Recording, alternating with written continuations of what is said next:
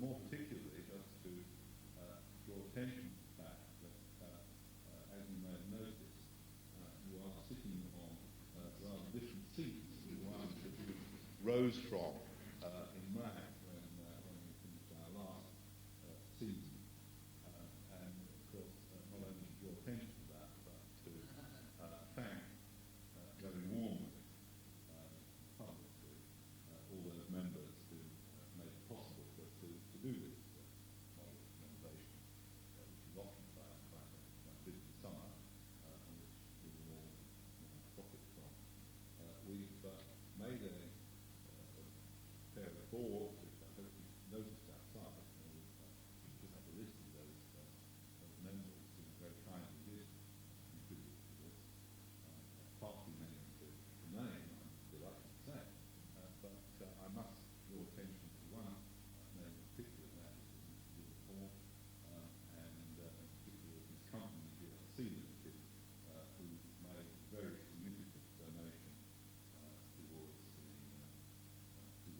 work.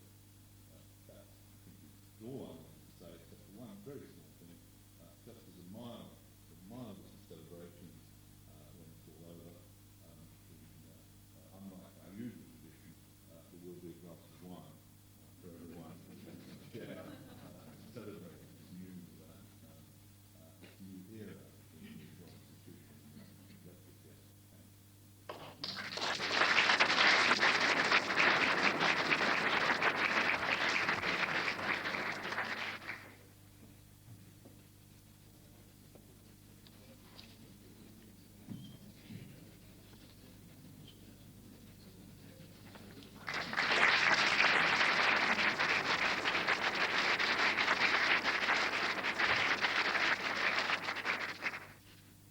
Sir Humphrey Davy and Michael Faraday made many observations with direct connections to safety, to precautions in modern industry, and generally speaking, these connections are not particularly well known, and there are connections to many other things besides safety that are important to our ways of life, and so this evening is about connections. Davy and Faraday became involved in safety in different ways. Davy was approached following an explosion at Felling Colliery in 1812. Felling was in County Durham. And 92 men and boys died in that explosion. And in August of 1815, the rector of Bishop Wearmouth, the Reverend Dr. Robert Gray, wrote a famous letter to Davy, which you can see a copy of in the library. And it pleaded with him to investigate solutions to the problem of the ignitions of fire damp caused by the naked candles that were used by the miners as their source of light. And Davy immediately agreed and went to Newcastle, and within 2 weeks of starting work, he had established the principle of a lamp which would provide a safe means of lighting. By the end of the same year, 1815, he had developed a practicable lamp, and the lamp was first tested underground, and successfully so, at Hebburn Colliery on the 9th of January 1816, only 5 months after receiving Dr. Gray's letter. And Davy recorded his hope that the results of his labours, and I quote, would be useful to the cause of science by proving that even the most apparently abstract philosophical truths may be connected with applications to the common wants and purposes of life. Faraday was, of course, Davy's laboratory assistant at the time the safety lamp was being developed.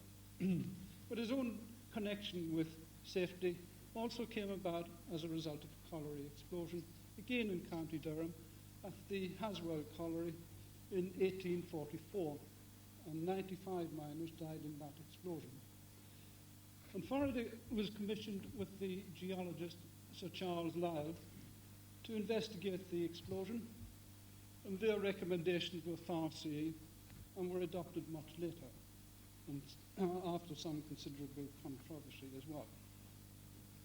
And so much for Davy and Faraday's entry into safety matters. But I would like to take a few minutes to describe the situation in the mines as they found it at that time, and of the hazards with which the miners had to contend. A major source of danger in the mines was, of course, the fire damp or marsh gas, a product of the decomposition of vegetable matter. Generally speaking, the deeper the mine, the more fire damp is released into the mine atmosphere as the coal is extracted. And mines were becoming deeper beginning of the 19th century, and so fire damp explosions were increasing in number. And as the fire damp hazard increased, so the need for better ventilation was appreciated. The earliest ventilation systems relied on the natural circulation induced by thermal effects. The temperature of the rock increases with depth, and the effect is to heat the air and cause it to flow from one shaft to the other. And furnaces were sometimes used, especially in the larger mines, to boost this circulation. The advent of efficient mechanical fans was still some way in the future. An alternative to ventilation as a way of controlling the fire damp was to fire it. Fire damp is an item in air that had been long known, and hence it accumulates in cavities in the roof and in the higher parts of inclined workings. And it had long been the practice, before each working day, for one of the miners to enter the workings with a candle on the end of a long pole. He progressively fired the gas that had accumulated overnight.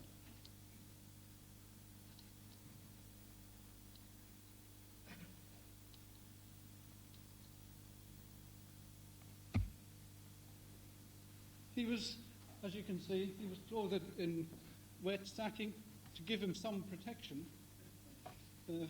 far removed from the personal protective equipment he would have nowadays. But his appearance, as you can see, was reminiscent of monks, and this caused him to be known as the penitent in France. Candles were widely used for illumination, although the spedding mill, which is shown in the next slide, and you can see an example of this in the ambulatory displays at the back of the theatre. The spedding mill was the standard method of illumination in the presence of fire damp, but explosions caused by the spedding mill did occur, and this was one fact for the approach to Davy for development of a safer means of lighting. Another suspected hazard was coal dust, but it was not until Lyell and Faraday investigated the Haswell explosion that the manner in which coal dust might contribute directly to the violence of an explosion was postulated, and it was many years before that postulate was accepted.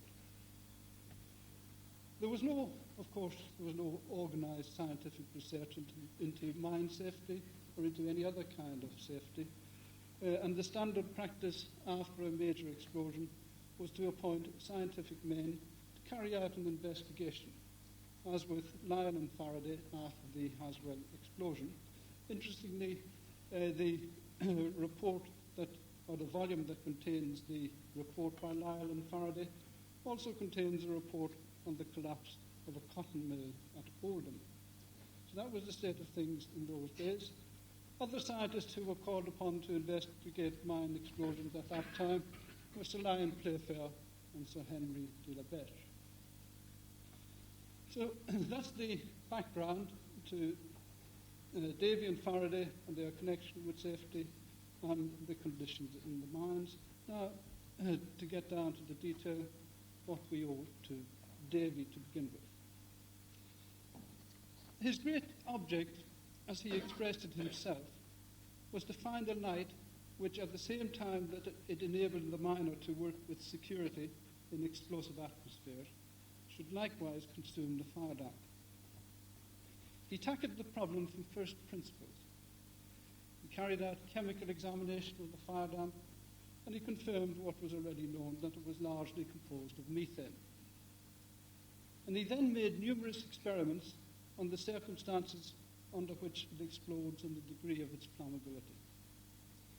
And he found that mixtures of air with too much or too little